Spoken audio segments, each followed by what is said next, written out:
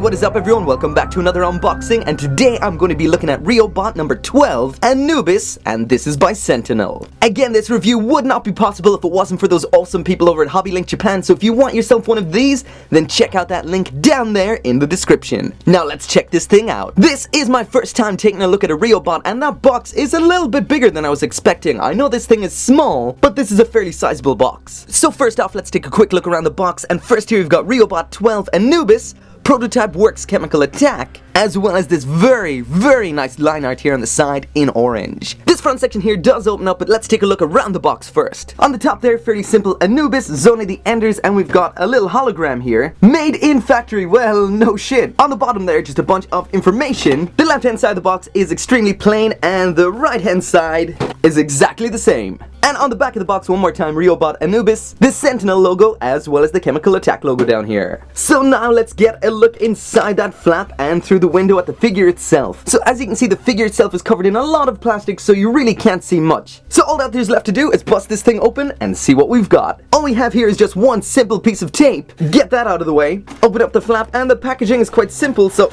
yeah, that comes out easy. So right here in the back, we've got the base in a small Ziploc bag, as well as the manual. Let's take a look at that first. Again, we've got that same awesome artwork on here. Open that up, and this is in full color. So there's a lot of warnings on here, so I'm guessing a lot of delicate parts.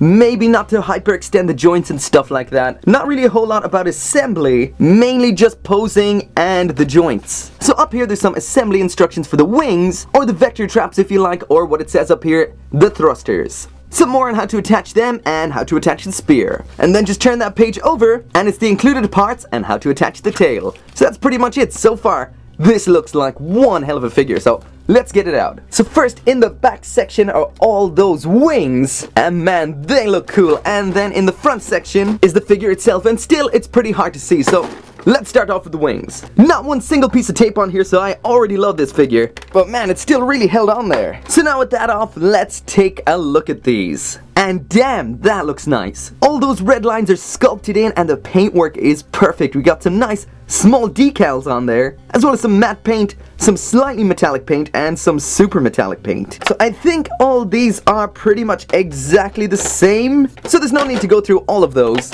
Down here then we have the parts for connecting them. I have to say I am a little bit nervous about these because I had the Riobot Anubis and totally broke the backpack off. So hopefully these aren't as delicate as that, but hey, this figure costs a whole lot more than the Riobot, so I am expecting more. And now onto the main event, and again, no tape. If this company can do it, I don't know why every other company can't.